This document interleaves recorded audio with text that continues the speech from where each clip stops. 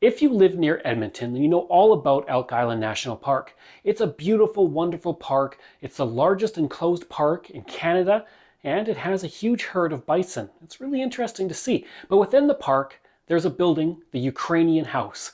It's the first building for Ukrainian heritage ever created in Canada. It's the first Ukrainian museum ever created. It's got a really interesting story, and I'm going to talk about it, but I'm also going to talk about some of the history of Elk Island Park. But before I talk about the park, I want to talk about ExploreNet. I've driven around Alberta from the far north to the far south on my historical tour, and I still haven't covered all of the areas that ExploreNet covers with its internet service, including its new LTE network that features unlimited data and up to 50 megabits per second of download speed, which I have at home, and I have to say I'm very thankful for. Back home, I love streaming movies on Netflix or Disney+, playing video games with friends, or doing interviews for my podcast and YouTube channel. In areas around Elk Island National Park, there are towers that ExploreNet has to provide fast, rural internet to the area. It is towers like that that help me enjoy the fast internet back home near Stony Plain. When I am home putting together this video and uploading my podcast episodes, I will have ExploreNet's excellent network to ensure that my videos and content upload quickly and easily. ExploreNet Internet has allowed me to run my business from my rural home, and it's only been getting faster and better over time. ExploreNet is a rural internet provider, and that is their root, and that is their sole focus. For more information about the new, faster rural internet options in your area, I recommend you go to www.explorenet.com or call 1-866-285-2253 or click the link in the video description. Now, let's learn about Elk Island National Park and the Ukrainian building within it. Just to the east of Edmonton, there's Elk Island National Park.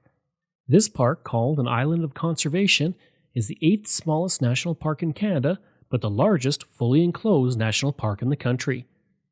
Within those 194 square kilometers, there's the densest population of hoofed mammals in Canada, as well as coyote, moose, lynx, beaver, elk, and of course, bison. The area of the park has been used by the Indigenous for centuries, and over 200 archaeological remains of campsites and stone tool making sites have been found in the park. After Europeans arrived, the area was used for hunting and timber harvesting until a fire tore through in 1899.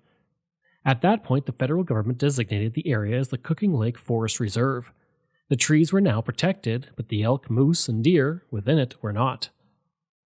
In 1906, 5 men from the area put forward $5,000 and petitioned the federal government to create an elk sanctuary.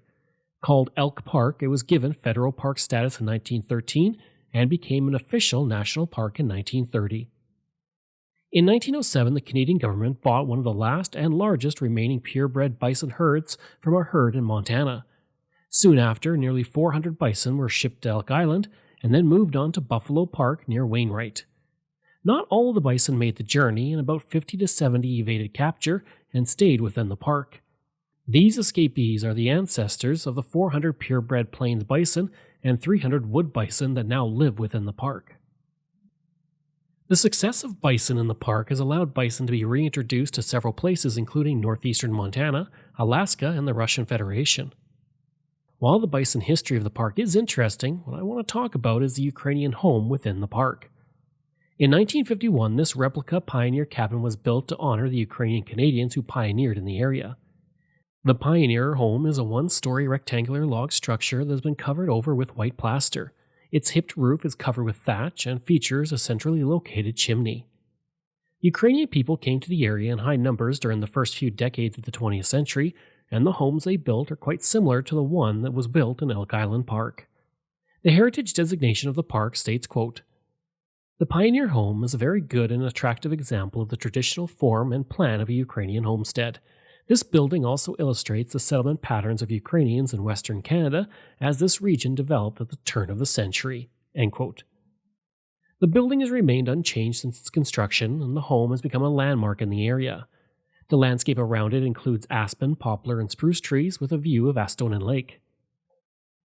Another thing that makes this building historic is that it was the first museum or historic site ever dedicated to Ukrainian immigration in all of Canada. In 1993, it would be designated as a classified federal heritage building.